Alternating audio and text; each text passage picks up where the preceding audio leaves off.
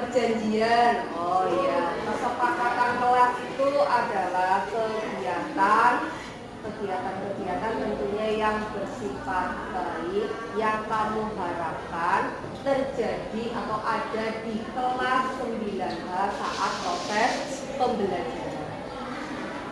Bisa yang kalian bayangkan, kamu renungkan, kemudian dalam pikiran kalian sikap apa sajakah yang seharusnya ada di kelas supaya bisa mendukung proses pembelajaran, sehingga nanti hasilnya kamu bisa mengerti apa yang disampaikan oleh Bapak Guru tentang materi. Cukup jelas apa tidak? Sekarang kamu bayangkan, kamu pikirkan satu kebiasaan baik. Nanti akan saya bagikan kertas, kamu tuliskan kebiasaan itu di kertas tersebut. Kira-kira kamu kepenginnya proses pembelajaran itu yang bagaimana? Yang kondisi kelasnya seperti apa? Paham ya? Nah, saya bagikan kertasnya. Tolong nanti kamu tulis di kertas ini. Yang bagian ada lemnya nanti yang akan ditempelkan ke depan. Jadi penulisnya ini lemnya sini ya.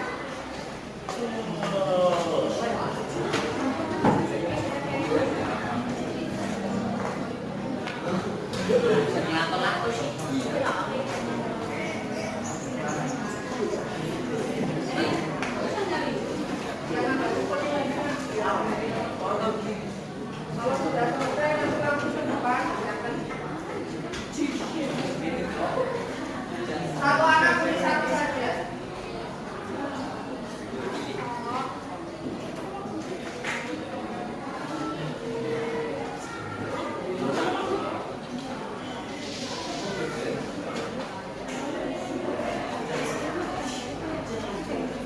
Menggunakan kalimat positif ya. Positif. Bukan kalimat negatif ya.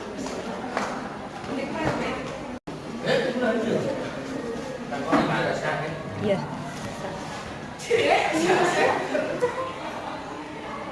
Jangan belakang sekali loh, jangan di bawah sekali.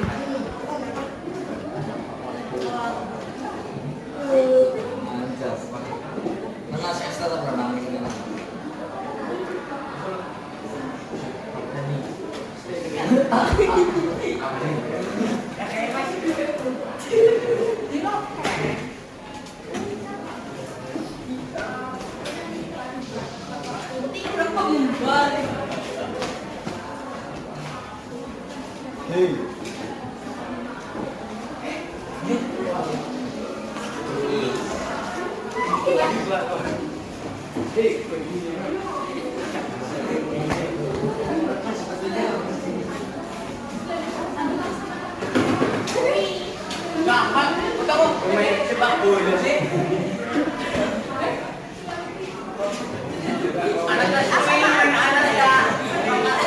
Sudah semuanya?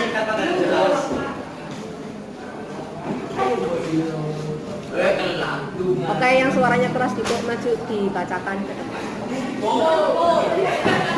Yang keras ya Diko ya. Dari judulnya dulu.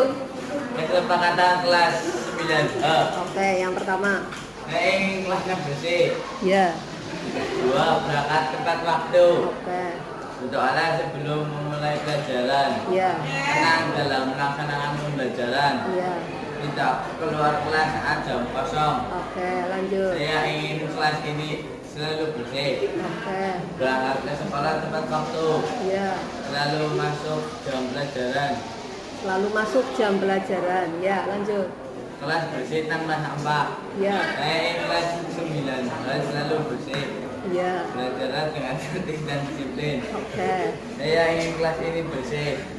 Selalu mengikuti proses pembelajaran dengan baik. Masuk sebelum jam pelajaran dimulai. Ya. Selalu piket. Selalu melaksanakan piket. Saya mau saat pelajaran tidak berisik. Oke. Segala kebersihan kelas.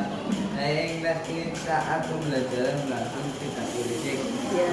Tidak boleh makan saat pelajaran. Iya. Yang perempuan satu siapa? Tari. Tari boleh tari. Dibacakan tari. Iren tadi udah. Tari. Dari sana ya, Ri, biar kelihatan. Yang keras. Kesepakatan kelas 9H.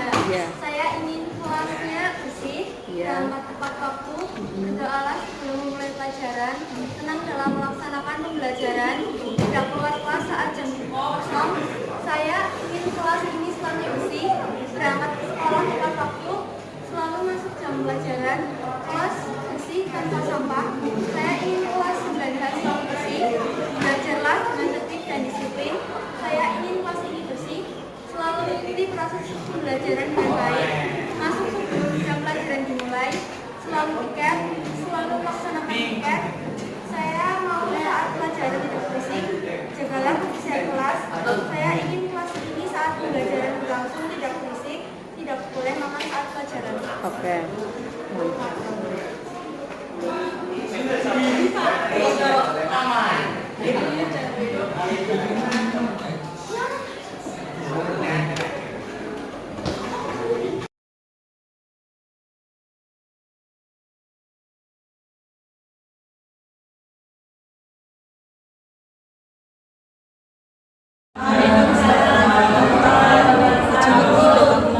Wis ngomong sama iki. Terus kita yuk, dengar pernah. Dengar pernah. Orang.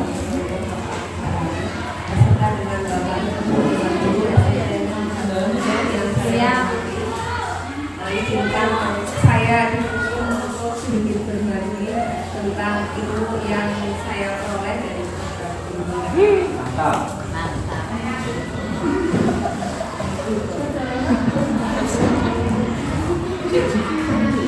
saya di sini akan berbagi tentang keyakinan Tuhan.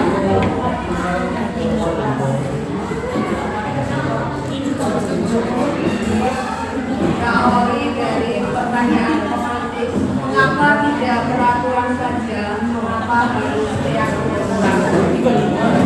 Itu kita bisa jawab pertanyaan lebih dari pertanyaan ini. Mengapa kita memiliki peraturan harus menggunakan helm bila mengendarai kendaraan roda dua? Kira-kira jawabannya apa, Bapak Ibu? Dari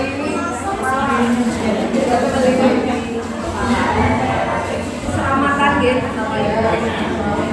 Untuk pertanyaan otomatik yang kedua, mengapa kita memiliki peraturan 3M, menggunakan masker, mencuci tangan dan menjaga jarak 1,5 meter supaya tidak penularan corona. Jadi untuk kesehatan ya. Kemudian pertanyaan otomatik yang ketiga, mengapa kita memiliki peraturan harus datang tepat pada saat mengikuti pelatihan supaya mendapatkan minyak utuh, supaya mendapatkan minyak utuh, supaya disiplin. Nah, dari 3 pertanyaan otomatik itu, maka terdapat nilai keselamatan terjawab soal pertama. Kemudian yang kedua itu untuk kesehatan. Kemudian yang ketiga di sana ada nilai kesehatan. Dan nilai-nilai itulah yang disebut dengan keyakinan. Jadi mengapa tidak peraturan saja, mengapa harus keyakinan kelas? Jawabannya adalah karena keyakinan kelas itu ada nilai-nilai budaya, nilai kebajikan, nilai misalnya. Sedangkan pada peraturan itu tidak ada nilai-nilai kebajikan, bahkan malah sering kebanyakan akan melanggar dan akan dibuktikan dia nanti hasilnya akan menjadi berikutnya untuk dapat menumbuhkan budaya positif di sekolah, maka terlebih dahulu kita harus menciptakan lingkungan yang positif di sekolah tersebut. Nah, lingkungan positif di sekolah itu dapat terbentuk jika ada keyakinan kelas, dan keyakinan kelas itu dibentuk dari peraturan kelas. Dengan kata lain di sini, keyakinan kelas itu adalah aturan kelas yang dibuat bersama-sama antara guru dengan murid, yang mengandung nilai-nilai kebajikan universal. Nah, di sini kita berlatih Bapak Ibu untuk membuat keyakinan kelas dari sebuah peraturan. Yang pertama, selalu kembalikan buku ke tempatnya. Kira-kira keyakinan kelasnya apa Bapak Ibu? Nilainya akan kalau kita selalu mengembalikan buku ke tempatnya, Kerapian. bertanggung jawab. Kemudian yang kedua, dilarang mengganggu orang lain. Maka keyakinan kelasnya adalah menghargai orang lain. Hadir di sekolah 15 menit sebelum pembelajaran dimulai. Disiplin atau komitmen ya. Kemudian dilarang melakukan kekerasan. Keyakinan kelasnya menghormati orang lain atau bisa juga keamanan. Kemudian dilarang menggunakan narkoba. Keyakinan kelasnya adalah kesehatan ya, supaya sehat. Kemudian bergantian atau menunggu giliran. Disiplin. Menggunakan masker. Jangan berlari di kelas atau koridor. Menjaga keamanan. Berikut tampilan jawabannya. Untuk mengembalikan buku di sana adalah bertanggung jawab. Kemudian dilarang melakukan orang lain dan seterusnya. Dengan berlari di kelas atau koridor untuk keselamatan dan keamanan. Nah, di sini Bapak Ibu, saya sudah mencoba mempraktekkan di kelas yang saya ajar. Dengan adanya keyakinan kelas itu, yang pertama manfaatnya yang saya rasakan adalah proses pembelajaran menjadi lebih kondusif dan siswa bisa lebih terkendali sehingga mereka bisa merasa nyaman dalam proses pembelajaran serta apa yang disampaikan oleh saya lebih bisa dipahami.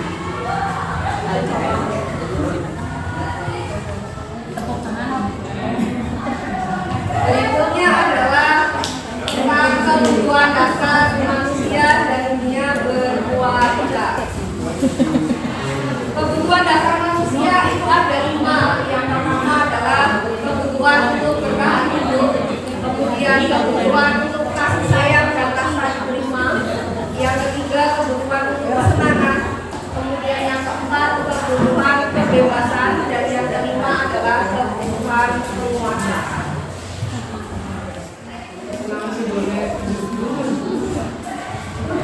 Nah, seluruh tindakan manusia itu memiliki tujuan tertentu. Semua yang dilakukan itu adalah usaha terbaik untuk mendapatkan apa yang diinginkan. Jadi sejatinya ketika kita mendapatkan apa yang kita inginkan, itu sebenarnya adalah pemenuhan dari satu atau lebih kebutuhan dasar kita.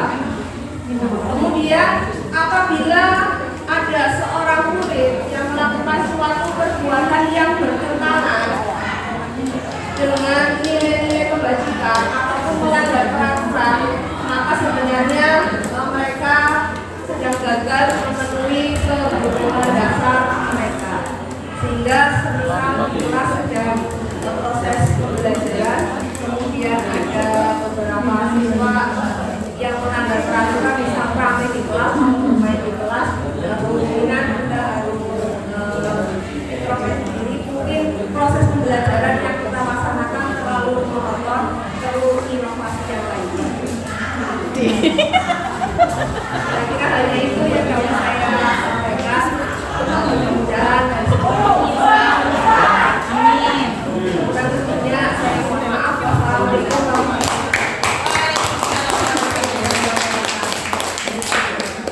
wabarakatuh. Selanjutnya Bu Devi.